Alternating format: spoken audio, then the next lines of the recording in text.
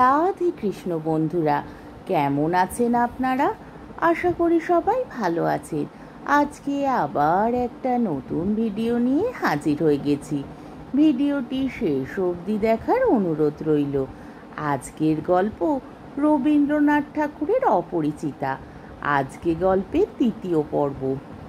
কিন্তু কথা এমন করিয়া ফুরাইল না। যেখানে আসিয়া তাহা ফুরানো হইয়াছে সেখানকার বিবরণ একটুখানি বলিয়া আমার এ লেখা শেষ করিয়া দিই। মাকে লইয়া তীর্থে চলিয়াছিলাম। আমার উপরেই ভার ছিল, কারণ মামা এবারেও হাবড়ার পুল পার হন নাই। রেলগাড়িতে ঘুমাইতেছিলাম। ঝাঁকানি খাইতে খাইতে মাথার মধ্যে নানা প্রকার এলোমেলো স্বপ্নের ঝুমঝুমি বাজিতেছিল। হঠাৎ একটা কোন স্টেশনে জাগিয়া উঠিলাম। আলোতে অন্ধকারে মেশা সেও এক স্বপ্ন। কেবল আকাশের তারাগুলি চিরপরিচিত, আর সবই অজানা অস্পষ্ট। স্টেশনের দ্বীপ কয়টা খাড়া হইয়া দাঁড়াইয়া আলো ধরিয়া এই পৃথিবীটা যে কত অচেনা এবং যাহা চারিদিকে তাহা যে কতই বহু দূরে তাহাই দেখাইয়া দিতেছে। গাড়ির মধ্যে মা ঘুমাইতেছেন। আলোর নিচে সবুজ পর্দা টানা। তোরঙ্গ বাক্স জিনিসপত্র সমস্তই কেকার ঘাড়ে এলোমেলো হইয়া রহিয়াছে। তাহারা যেন স্বপ্ন লোকের ওলট পালট আসবাব। সবুজ প্রদোষের মিটমিটে আলোতে থাকা এবং না থাকার মাঝখানে কেমন একরকম হইয়া পড়িয়া আছে। এমন সময় সেই অদ্ভুত পৃথিবীর অদ্ভুত রাত্রে কে বলিয়া উঠিল, শিগগির চলে আয়, এই গাড়িতে জায়গা আছে। মনে হইল যেন গান শুনিলাম। বাঙালি মেয়ের গলায় বাংলা কথা যে কি মধুর, তাহা এমনি করিয়া অসময়ে অজায়গায় আচমকা শুনিলে তবে সম্পূর্ণ বুঝিতে পারা যায়। কিন্তু এই গলাটিকে কেবলমাত্র মেয়ের গলা বলিয়া একটা শ্রেণীভুক্ত করিয়া দেয়া চলে না। এ কেবল একটি মানুষের গলা। শুনিলেই মন বলিয়া ওঠে, এমন তো আর শুনি নাই। চিরকাল গলার স্বর আমার কাছে বড় সত্য। রূপ জিনিসটি বড় কম নয়, কিন্তু মানুষের মধ্যে যাহা অন্তরতম এবং অনির্বচনীয়, আমার মনে হয় কণ্ঠস্বর যেন তারই চেহারা। আমি তাড়াতাড়ি গাড়ির জানলা খুলিয়া বাইরে মুখ বাড়াইয়া দিলাম। কিছুই দেখিলাম না।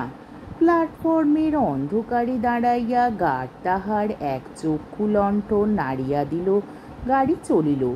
আমি জানলার কাছে বসিয়া রহিলাম। আমার চোখের সামনে কোনো মূর্তি ছিল না, কিন্তু হৃদয়ের মধ্যে আমি একটি হৃদয়ের রূপ দেখিতে লাগিলাম।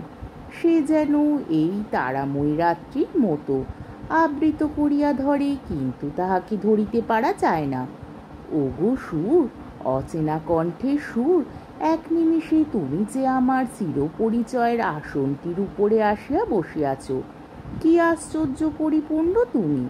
চঞ্চল কালের ক্ষুব্ধ হৃদয়ের উপরে ফুলটির মতো ফুটিয়াছ, অথচ তার ঢেউ লাগিয়া একটি পাপড়িও টলে নাই। অপরিমেয় কোমলতায় এতটুকু দাগ পড়ে নাই।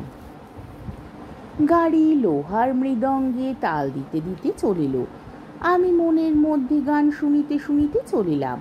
তাহার একটি মাত্র ধোঁয়া। গাড়িতে জায়গা আছে। আছে কি? জায়গা আছে কি? জায়গা যে পাওয়া যায় না। কেউ যে কাউকেও চেনে না, অথচ সেই না চেনাটুকু যে কুয়াশা মাত্র, সে যে মায়া। সেটা ছিন্ন হইলেই যে চেনার আর অন্ত নাই। ওগো সুধাময় সুর, যে হৃদয়ের অপরূপ রূপ তুমি, সে কি আমার চিরকালের চেনা নয়? জায়গা আছে, আছে।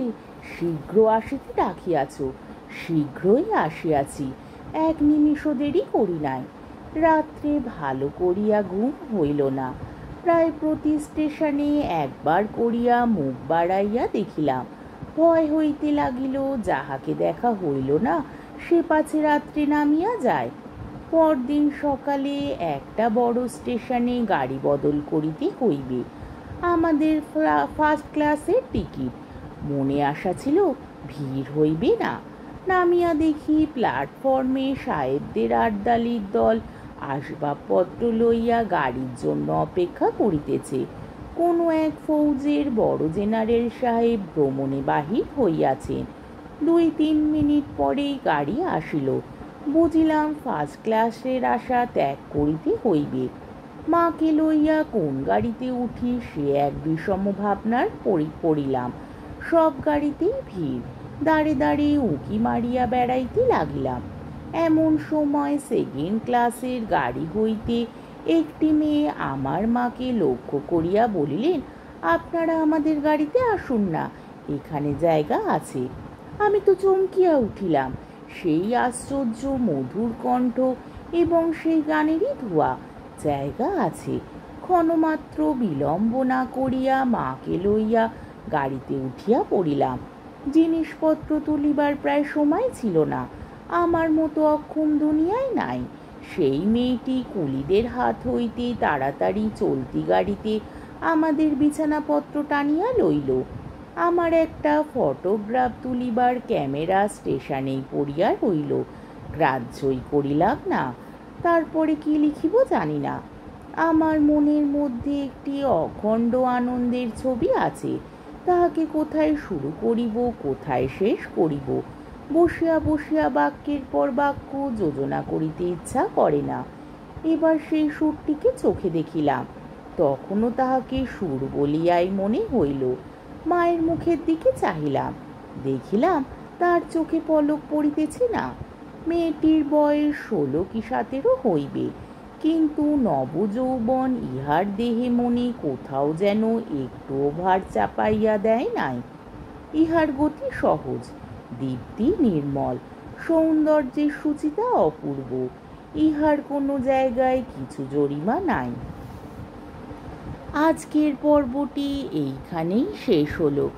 আমার ভিডিওটি যদি আপনাদের ভালো লেগে থাকে তাহলে আমাকে কমেন্টের মাধ্যমে আপনাদের মূল্যবান মতামত অবশ্যই জানাবেন এবং আমার ভিডিওটিকে লাইক ও শেয়ার করার ও আমার চ্যানেলটিকে সাবস্ক্রাইব করারও অনুরোধ রইল। তাহলে আজকের ভিডিওটা এই অবধি। পরের দিন আবার এই গল্পেরই চতুর্থ পর্ব বা শেষ পর্ব নিয়ে হাজির হয়ে যাব। ততক্ষণ পর্যন্ত আপনারা সবাই ভালো থাকবেন, সুস্থ থাকবেন, সাবধানে থাকবেন এবং আমার ভিডিওটি দেখতে থাকবেন। তাহলে আজকে আসি। রাধে কৃষ্ণ।